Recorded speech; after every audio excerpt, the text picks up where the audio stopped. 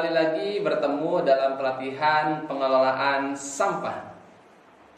Sobat lingkungan dimanapun berada, bagaimana kabarnya hari ini? Semoga kita semua diberikan kesehatan serta tentunya kelancaran rezeki ya. Dan dalam pertemuan kali ini kita harus tetap bersemangat untuk bersama-sama mempelajari dan mendiskusikan terkait tentang pengelolaan sampah. Pada pertemuan kita kali ini kita akan lanjut ke topik berikutnya, yakni tentang pengelolaan sampah organik. Dan tentunya kita akan pertama-tama membahas tentang definisi apa itu sampah organik. Sobat lingkungan, pada dasarnya sampah organik itu merupakan sampah-sampah yang sering kita temui dan sering sekali kita hasilkan. Jadi apa sih sampah organik itu? Sampah organik merupakan sampah-sampah yang dihasilkan dari bahan alami seperti hewan, tumbuhan, ataupun dari manusia yang sudah tidak dimanfaatkan atau tidak digunakan lagi. Sebagai contoh adalah sisa makanan. Nah, sisa makanan merupakan salah satu contoh dari jenis sampah organik. Karena jenis-jenis makanan yang kita makan pasti berasal dari hewan atau tumbuhan. Bisa kita lihat seperti halnya nasi. Nah, nasi merupakan bagian dari tumbuhan padi yang kita sebut dengan gabah dan beras ya, yang kemudian kita makan dan jika tidak habis maka akan menjadi sampah. Dan sampah ini merupakan ataupun tergolong ke dalam sampah organik, sobat lingkungan dimanapun berada. Dan selain itu sampah organik juga memiliki karakter, di mana karakternya tersebut akan mudah terurai. Ya, mungkin dalam hitungan beberapa hari atau bahkan beberapa pekan sampah organik akan hilang dan berubah menjadi bahan-bahan yang terurai. Nah, sobat lingkungan, kemudian apa sih contoh-contoh dari sampah organik tersebut? Sampah organik ini banyak sekali berdasarkan sumbernya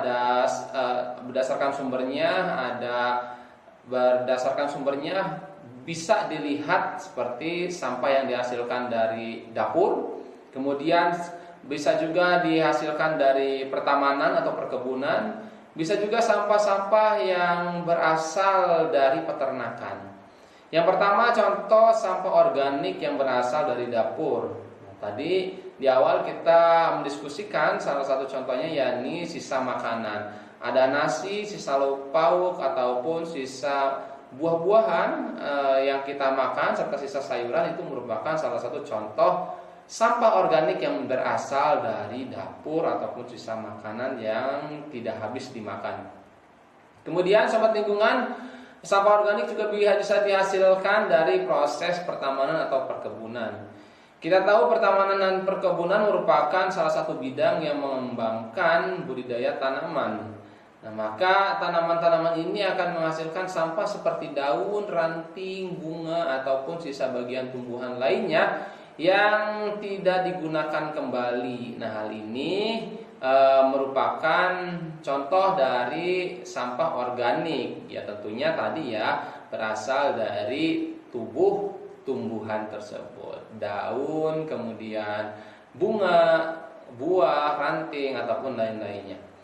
Nah, ada juga sampah organik ini berasal dari peternakan, sobat lingkungan. Seperti contohnya adalah kotoran hewan ataupun daging-daging dari hewan tersebut yang memang tidak termanfaatkan. Nah, kotoran hewan ataupun daging-daging dari hewan yang disembelih ataupun yang dikonsumsi yang kemudian tidak habis dikonsumsi, maka ini juga termasuk atau tergolong ke dalam sampah organik yang sumbernya dari peternakan ataupun dari sisa hewan. Nah, jenis-jenis sampah organik ini akan mudah terurai di lingkungan dan kemudian akan kembali lagi ke lingkungan. Nah, akan tetapi pertanyaannya, jika mudah terurai, buat apa kita mengelola ataupun buat apa kita memanage dan mengelola sampah tersebut? Bukankah itu sudah otomatis terkelola oleh lingkungan ataupun oleh alam tersebut? Jawabannya ya, akan tetapi kalau tidak diproses oleh kita dan dibandingkan dengan kecepatan dari sampah tersebut dihasilkan, maka akan beresiko menimbulkan pencemaran. Kita tahu kita beraktivitas setiap hari dan menghasilkan sampah baik organik dan anorganik jauh lebih cepat daripada mengelolanya. Oleh karena itu kita harus membantu mengelola sampah, terutama sampah organik tersebut, agar tidak kalah cepat dengan proses penguraiannya. Begitu sobat lingkungan maksudnya. Ya, kita tahu sendiri sampah organik seperti sampah sisa makanan ataupun sampah sisa peternakan ini bisa menimbulkan pencemaran seperti pencemaran udara karena menghasilkan bau tentunya, ataupun bisa juga menghasilkan gas metan dalam proses dekomposisinya. Dan gas metan ini juga termasuk ke dalam gas-gas yang menyebabkan efek rumah kaca sobat lingkungan. Nah, selanjutnya bisa juga sampah-sampah tersebut mencemari lingkungan lainnya seperti wilayah perairan ataupun area-area perairan dan area-area darat. Jadi sobat lingkungan, memang meskipun sampah organik ini bisa diurai ataupun bisa terurai oleh mikroorganisme dalam waktu yang tidak terlalu lama begitu ya, dibandingkan dengan sampah organik yang sangat jauh terurai gitu, sangat sulit terurai. Akan tetapi di sini harus kita lakukan juga pengolahan sampahnya. Agar apa? Agar jumlah sampah ini berbanding dengan pengolahannya, di mana jumlah sampah yang dihasilkan akan jauh lebih banyak apabila tidak dikelola dengan baik. Nah, sobat lingkungan, kemudian kita bisa mengelola sampah organik itu dengan apa sih, teknik apa? Nanti kita akan membahas lebih mendalam, akan tetapi di sini kita akan mengetahui beberapa tekniknya. Beberapa tekniknya, yang pertama adalah dengan teknik composting. Kemudian ada juga vermicomposting serta dengan maggot juga bisa sobat lingkungan. Yang pertama adalah composting. Composting merupakan teknik pengolahan sampah atau limbah daur ulang dengan memprosesnya, mengubahnya menjadi kompos.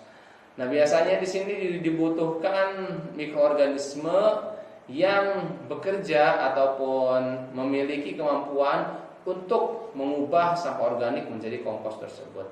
Nah, kemudian komposnya bisa dimanfaatkan sebagai pupuk untuk wilayah pertanian ataupun untuk tanaman di bidang pertanian.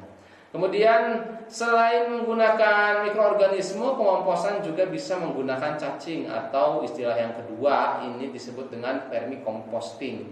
Nah, vermicomposting tentunya memiliki kelebihan dibandingkan kompos biasa yang menggunakan mikroorganisme, yakni salah satunya adalah proses compostingnya ataupun proses perubahan komposnya akan lebih cepat.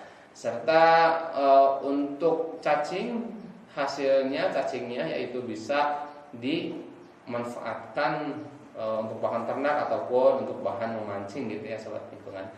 Dan yang selanjutnya bisa juga dengan budidaya maggot, karena ini sedang trending mungkinnya untuk budidaya maggot. Maggot itu bisa dengan mudah untuk menguraikan sampah organik.